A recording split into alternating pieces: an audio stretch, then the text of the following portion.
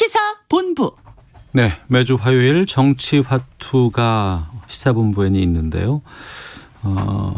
고정으로 오셨던 더불어민주당 김성환 의원께서 오늘 외부 일정이 좀 있으셔서 오늘은 단독으로 미래통합당 조혜진 의원과 함께 말씀 나누는 단독 시간으로 저희가 준비를 했습니다. 예. 어서 오십시오. 예, 반갑습니다. 조혜진입니다. 예.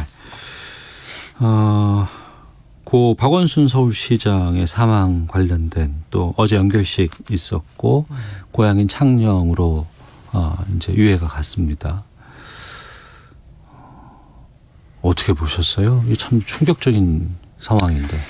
저는 또 저희 그 지역구 창녕 고향의 선배이시기도 하고. 고향 선배이시군요. 예.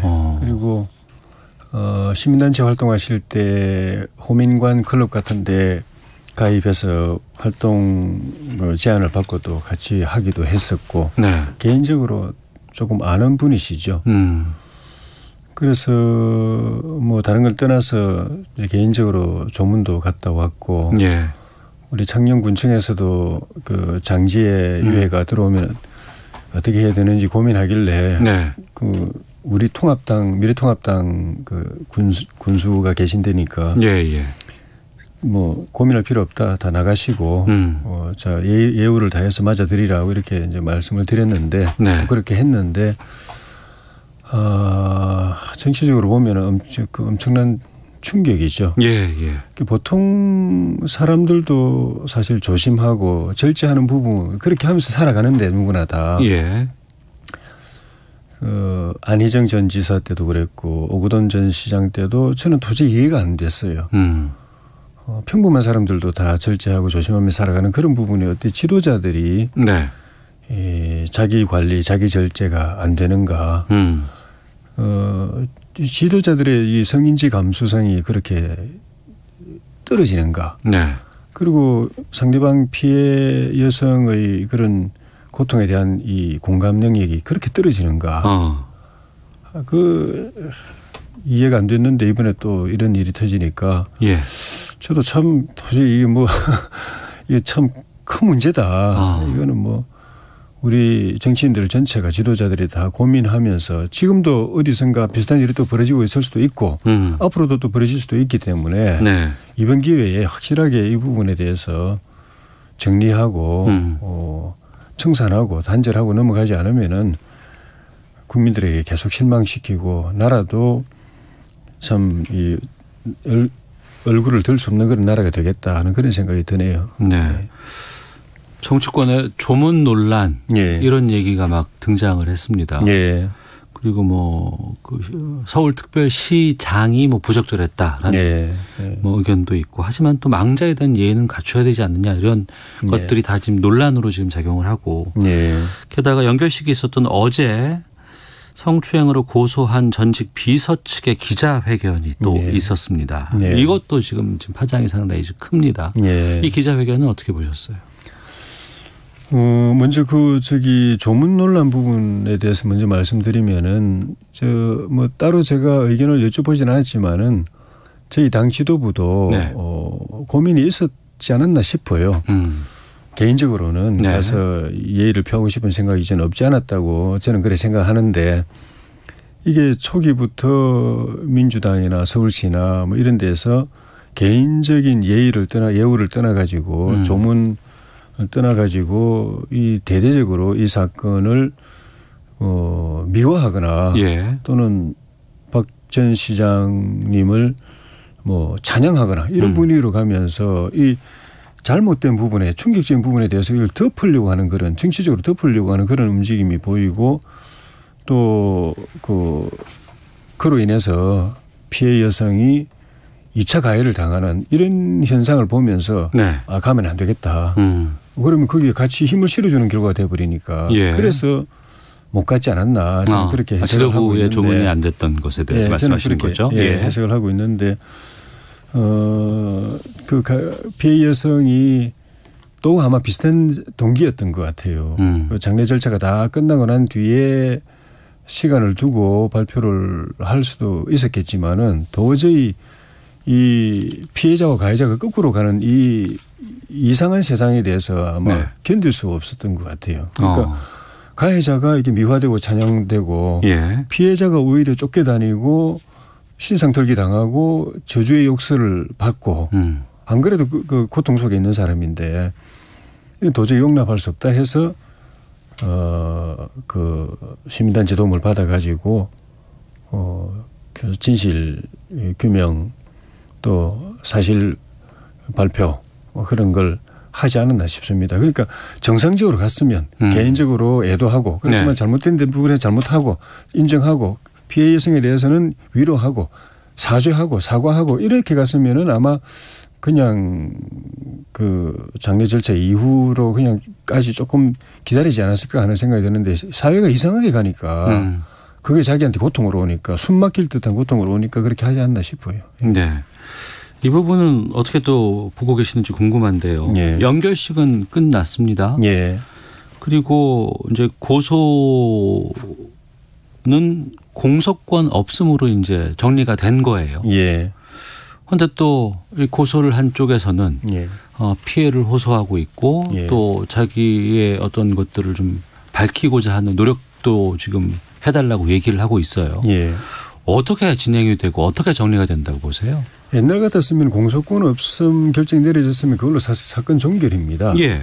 그런데 문재인 정부 들어서서 대통령께서 직접 여러 차례 나서서 저 공소시효가 만료된 사건도 이거는 진실 규명이 중요하다. 처벌을 하든 안 하든 처벌을 못 하더라도 진실을 밝혀서 이렇게 후세에 또 사회에 경종을 울리고 후세에 귀감을 삼아야 된다 해서 김학의 사건 같은 경우 대표적인 그런 것인데 네. 대통령이 직접 나서 가지고 그런 진실 규명을 처벌과 관계없이 검찰이 예. 그 수사가 아닌 조사를 한 차례가 한 예가 여러 번 있었습니다. 예. 이게 새로운 선례가 돼버린 거죠. 문 대통령이 직접 그런 걸 만들었으니까.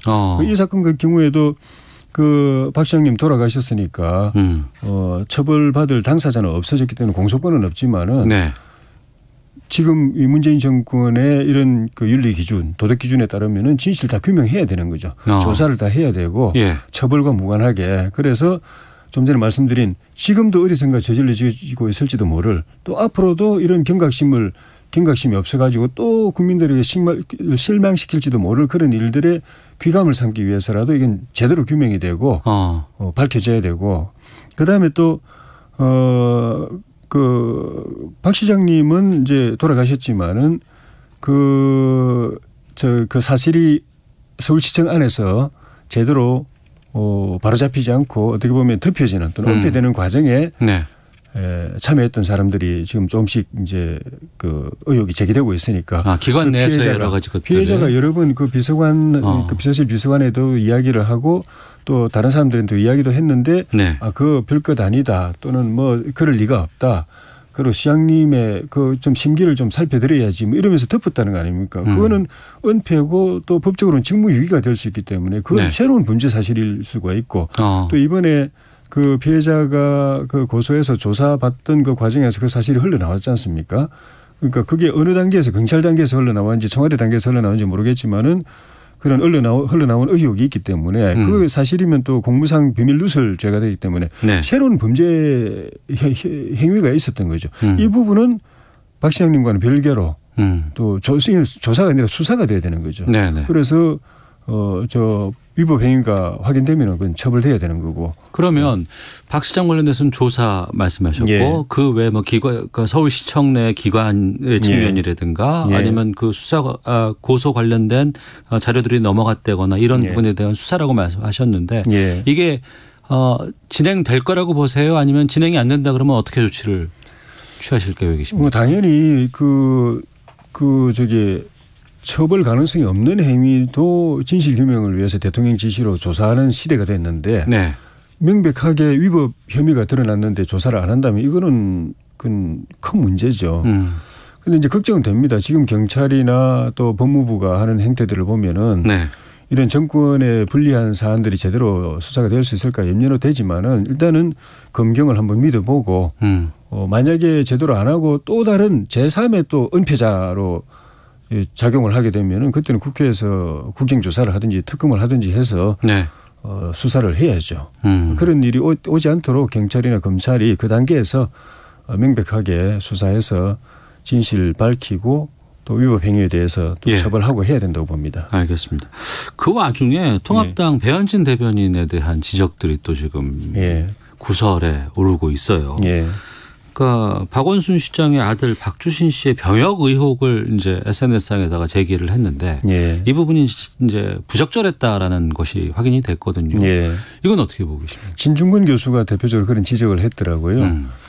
그러니까 뭐 박주신 씨가 현재는 이제 어떤 상주고 장례가 끝나지 않은 상주에게 이런 그 의혹을 가지고 비판하는 것은 예의가 맞지 않느냐는 그런 지적인데 뭐 그런 부분 뭐 또 이런 한편 또 그렇게 지적도 할 수도 있다고 보여지는데 이제 배 대변인 입장에서 보면은 이 문제가 오랫동안 수년 동안 제기가 됐는데 본인이 이제 외국에서 들어오지 않음으로써 들어와서 검사를 하면은 옳은 이제 그 의혹이 사실인지 아닌지 명확하게 이제 밝혀질 텐데 계속 외국에 체류하면서 들어오지 않아 가지고 그게 일단락 안 지어지고 계속 논란이 됐기 때문에 이번에 들어온 차에 딱 조사해서 검사를 받아서. 근데 그건 논란 차원이 아닌 게 이미 그 검찰 상황에서 무혐의 처분이 끝난 상황이었거든요. 법적으로 그래서 제가 논란이라고 하는 거죠.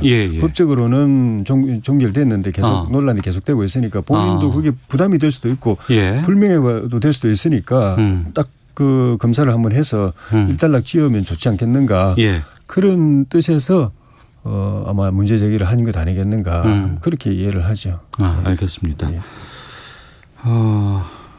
그러고 보니까 내년 4월 보궐선거에 서울시장, 부산시장까지 지금 동시에 치러지게 됐습니다. 파이가 커져버렸어요. 민주당이 후보를 내야 한다고 보시는지.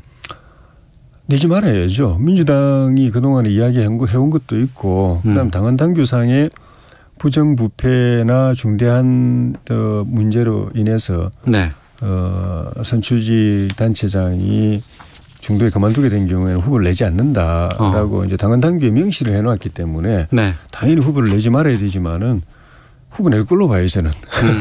민주당은 민주당 들으면 기분 나쁘겠지만 그런 거 별로 중요하게 생각 안 하고 언제든지 필요에 따라서 새로운 논리로 또 나오는 경우를 많이 봤기 때문에 보도를 봐도 당 내에서 내년에 부산시장, 서울시장에다가 또 경기지사도 어떻게 될지 모르는 상황인데 그런 우리 김종인 비대위원장 말씀처럼 대선에 준하는 지방선거, 보궐선거가 있을 수 있다라고 하는 건 이제 민주당 내부에서도 그 선거가 어떻게 되느냐가 그 뒤에 대통령 선거 그리고 지방선거의 판세에 직접적으로 영향을 준다고 보니까 후보를 안 낼 수가 없다라고 하는 이야기가 민주당 안에서 많이 나오는 걸 보면 당헌 당규는 못 내게 돼 있지만 내지 않겠나 짐작을 합니다. 알겠습니다. 많은 분들이 생각이 좀 많으세요. 이 부분에 대해서는 여러 가지 의견들을 주고 계시는데 파라나 사사님은 공과 사 구분돼야 합니다. 그리고 관련 사건의 진실을 밝혀줘야 합니다. 그래야 대책도 마련할 수 있습니다. 관련 시스템들이 왜 작동하지 않았는지 총체적인 문제는 없었는지 서울시도 좀 살펴봐야겠습니다. 5415님은 고소인의 고통 이해합니다. 하지만 공과 과는 구별해야 합니다. 망자를 애도하는 시간 동안만이라도 잠시 기다려주는 관용이 필요했다고 봅니다. 3991번님께서는 박원순 시장 사건의 진상 저는 고인을 위해서도 확실한 규명이 필요하다고 봅니다라는 의견도 보내주셨습니다. 또 조문 정국이 나올 수밖에 없는 또 하나가 있습니다. 백선엽 장군 안장 논란도 지금 있습니다. 여기도 조문 다녀오셨죠? 미래통합당에서 문재인 대통령에게 조문을 요청했는가 하면 육군장으로 치러질 백장군의 장례에 대해서도 국가장, 사회장, 격상을 요구했다고 들었습니다. 여기에 대해서 좀 입장을 말씀해 주시죠. 미국 그 정부 쪽에서는 백선엽 장군님을 조지 워싱턴에 비유하는 그 평가까지 나올 정도입니다. 우리 군의 장군의 주역이었고 그래서 국군의 아버지로 일컬어지시고 우리가 해방되고 독립하고 건국하고 군이 이제 막 만들어지던 그 초기에 전쟁이 터진 상황인데도 불굴의 그런 투혼, 그 뛰어난 전략 이런 걸 가지고 여러 불리한 전투에서 이겼습니다. 이분이. 예. 그래서 그것이 반전의 계기가 돼가지고 낙동강 전선을 사수하고 인천 상륙 작전이 성공하고 또 평양 진격하고 압록강까지 갔는데 그 시기에 이분이 중요한 전투에서 그 역전을 시켰고 그다음에 육군 참모총장이 되고 합참의장이 돼서 6.25 전쟁에서 우리 그 대한민국을 지키는데 총사령관, 총지휘자 역할을 한 분이었습니다. 그런 의미에서 이제 구국의 영웅이고 그 뒤에 또 오늘 대한민국 있기까지 중대한 안보의 발판이 됐던 한미동맹을 미국이 안 하려고 하는 걸 우리가 이승만 대통령이 미국을 설득하고 붙잡고 강압하고 또 백선엽 장군님이 또 미국 대통령까지 한테까지 이제 설득하고 해서 우리가 만들어낸 거거든요. 예. 미국을 붙잡아 가지고. 그래서 한미 동맹을 만들었고 그 토대 위에서 우리가 안보 비용을 절감하면서 경제 개발 집중해가지고 오늘 이 대한민국을 만드는 그 주역이기 때문에 한미 동맹의 상징이기 때문에 예. 이런 분이 돌아가셨는데 대통령께서 사실 이거보다 훨씬 더 작은 행사에도 직접 다 가시는데 네. 이런 데 직접 안 가신다는 거는 대통령께서는 도대체 이 그 6.25 전쟁 또 그 조국 수호 전쟁 대한민국을 사수한 그 전쟁 여기서 백선엽 장군께서 하셨던 이 공적에 대해서 어떻게 보고 계신가. 우리 보통의 국민들하고는 다른 시각이 있지 않다면은 네. 그런 역사관이나 국가관이 다르지 않다면은 당연히 오셔야 되는 건데 하는 그런 의구심을 많은 국민들이 갖고 사실 좀 많이 아쉬워하고 실망도 하고 그런 것 같습니다. 네. 알겠습니다. 미래통합당 조혜진 의원과 정치와투 오늘은 단독으로 진행하고 있습니다. 마지막 질문을 좀 드려야 될 것 같습니다. 공수처 출범일이 내일입니다. 법적 시한이. 예. 지금 여당에서는 어제 후보 추천위원 2명을 추천을 했다가 이제 한 번은 자진 사퇴를 하셨어요. 예. 통합당은 지금 어떤 상황입니까? 이 법 자체가 우리가 다 알다시피 작년 말에 20대 국회 말미에 우리 당이 그렇게 반대하는데도 불구하고 야당의 반대를 거의 뭐 묵살하고 예. 4+1 그 좀 협의체라는 걸 만들어 가지고 강행 처리해서 통과된 법이고 예. 그 우리가 반대했던 핵심 이유가 공수처는 대통령 권력으로부터 독립된 정치적으로 중립적인 그래서 검찰과 경쟁적으로 권력형 비리를 눈치 안 보고 수사할 수 있는 그런 기관으로 만들어야 된다라고 했는데 네.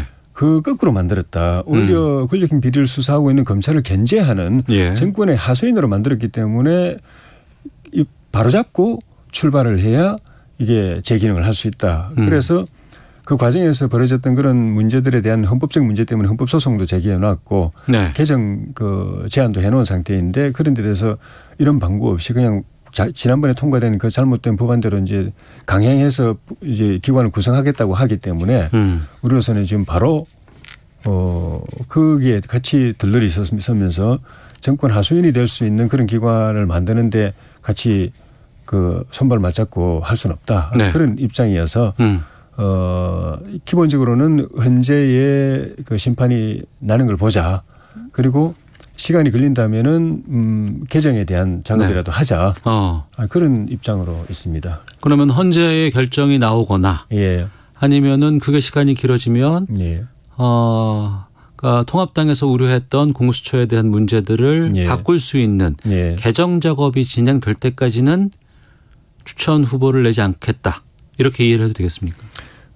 현재까지는 그 입장인 걸로 알고 있고, 그런데 예. 저희 내부에서 아직 이 문제에 대해서 그렇게 본격적인 토론은 아직은 출범이 내일로 되어 있는데 아직까지. 뭐 기본적인 입장이 좀 전에 말씀드린 것처럼 이 상태로는 출범이 안 된다는 거에다가 그 동안에 아시는 것처럼 그 개원 관련해서 우리 머리를 아주 그냥 아프게 하는 그런 일들이 계속 많았기 때문에. 네. 그런 이 입장 정리가 좀 늦은 측면도 있습니다. 알겠습니다. 네. 오늘 단독으로 함께 말씀을 나눴는데요. 네. 정치와투 미래통합당 조혜진 의원과 함께했고요. 다음 주엔 또 완전체로 또 뵙도록 하겠습니다. 오늘 말씀 고맙습니다. 예, 고맙습니다.